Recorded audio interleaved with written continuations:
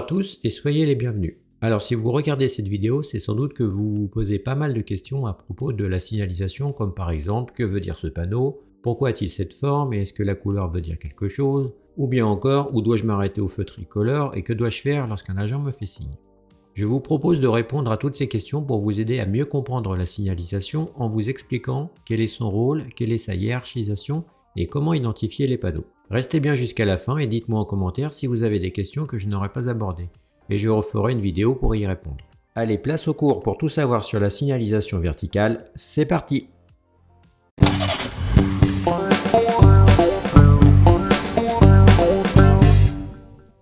Je vais commencer par vous expliquer le rôle de la signalisation car c'est essentiel que vous le sachiez. Celle-ci a trois rôles majeurs. Le premier est de faciliter la circulation. La route n'étant pas toujours droite et avec une bonne visibilité, il faut annoncer les dangers que vous pouvez rencontrer afin de ne pas être surpris.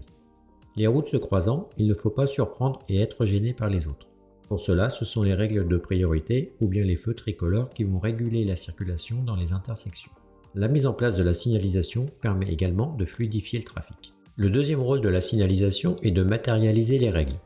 Si l'on veut que celles-ci soient respectées, des systèmes de sanctions ont été mis en place, comme par exemple le permis à points ou bien les amendes. Enfin, le troisième rôle de la signalisation est d'assurer la sécurité. En avertissant des dangers, en organisant la circulation et en limitant la vitesse, on constate une diminution du risque d'accident ainsi que de la gravité des blessures. Voyons à présent la hiérarchisation de la signalisation verticale. En première position, nous avons les agents de la police et de la gendarmerie. En deuxième position, nous avons les feux tricolores. Et en troisième position, nous avons les panneaux. Revenons sur les agents de police et de la gendarmerie. Il faut donc savoir qu'ils se situent en haut de la hiérarchie, ce qui veut dire que lorsqu'un agent ou bien un gendarme vous fait signe de vous arrêter alors que le feu est vert ou que vous êtes prioritaire, vous devez lui obéir. Il existe différents gestes que vous devez savoir identifier. Voyons ensemble quels sont ces signes que vous devez connaître. Le premier signe, le gendarme ou bien le policier se place face à vous, soit avec un bras en l'air ou les deux bras tendus de chaque côté. Cela indique que vous devez vous arrêter. Signe suivant. Le gendarme ou bien le policier lève un bras et pointe son autre bras vers le sol. Cela indique que vous devez vous arrêter à l'endroit qu'il vous montre. Le geste suivant. Le policier ou bien le gendarme se positionne sur le côté avec les deux bras tendus. Cela vous indique que vous devez passer. Le signe suivant. Le gendarme ou bien le policier se place face à vous. Il fait un geste de va-et-vient bras tendu, cela indique que vous pouvez passer en vous serrant sur le côté. Pour le signe suivant, le gendarme ou bien le policier vous fait un geste rotatif du bras pour vous demander de circuler rapidement. Enfin, lorsque le gendarme ou bien le policier se place face à vous et il vous fait un signe bras tendu du haut vers le bas, cela signifie que vous devez ralentir. Voyons maintenant les feux tricolores. Pour cela, nous allons passer en revue les règles et les comportements à adopter lorsqu'on franchit une intersection gérée par les différents types de feux que vous pouvez rencontrer. Premier feu, le feu tricolore. Il régule la circulation entre les véhicules et les piétons aux intersections. Il faut savoir que lorsque l'automobiliste est arrêté au feu rouge, cela autorise le passage des piétons et inversement.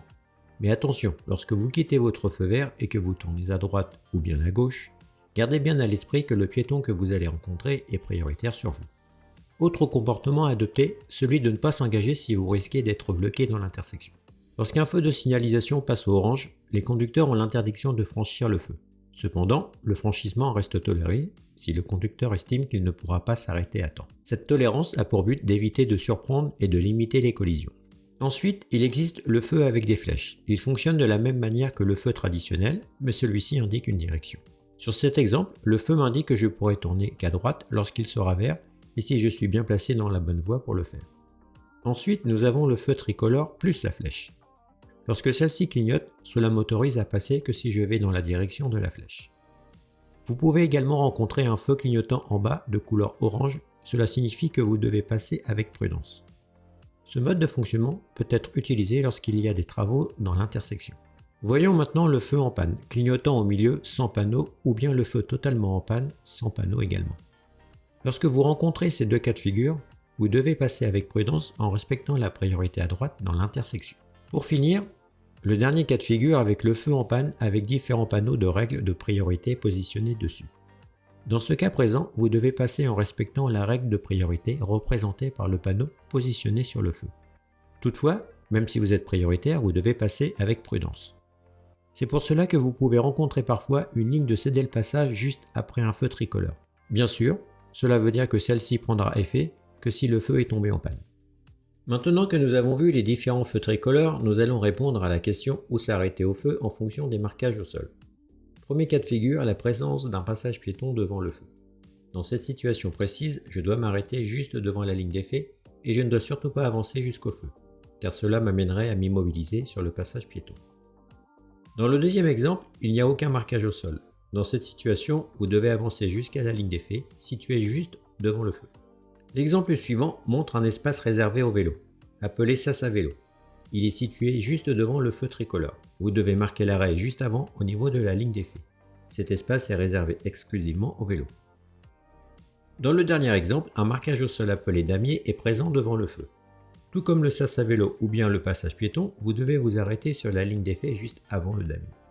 Cette zone a pour but de faciliter le passage des véhicules encombrants dans l'intersection, tels qu'un bus ou un poids lourd.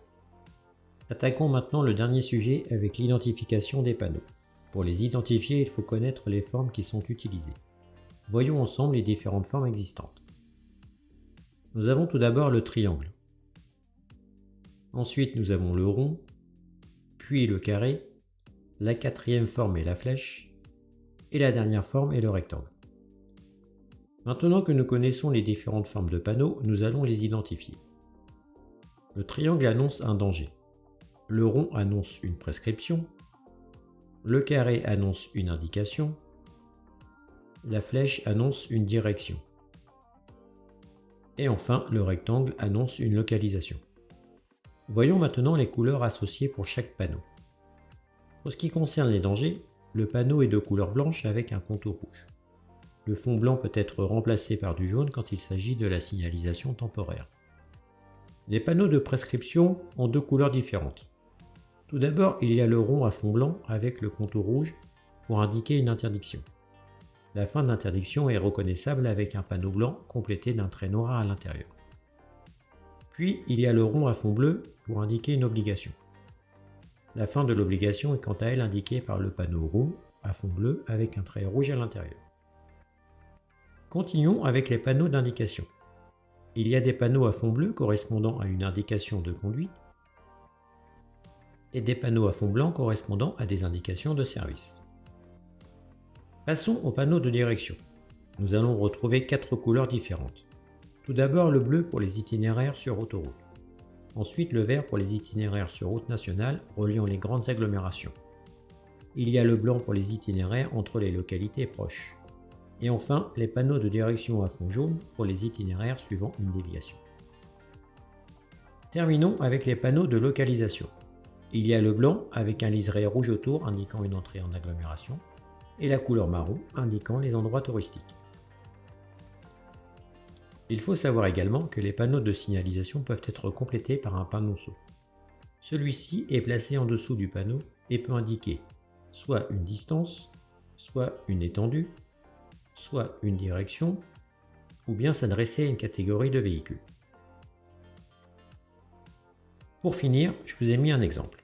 Le panneau est triangulaire à fond blanc avec un contour rouge. Il s'agit donc d'un panneau de danger. Le symbole à l'intérieur utilisé indique un rétrécissement de la chaussée par le côté droit. Le panneau saut situé en dessous indique que le rétrécissement aura lieu dans 500 mètres. Maintenant que vous savez identifier la forme et la couleur des panneaux et son symbole à l'intérieur, il est plus facile désormais pour vous d'identifier les panneaux de la signalisation. Voilà, c'est la fin de cette vidéo. Si vous avez des questions particulières, n'hésitez pas à me laisser un commentaire, je me ferai un plaisir d'y répondre. N'oubliez pas également de vous abonner à la chaîne, cela me motivera pour continuer à créer du contenu de qualité et vous aider dans vos révisions du code de la route. Activez également la cloche de notification pour être averti des nouveaux cours qui seront mis en ligne et pouvoir en profiter rapidement. Et pour terminer, si vous avez aimé cette vidéo, lâchez des pouces bleus et n'hésitez pas à la partager. A très bientôt pour une prochaine vidéo.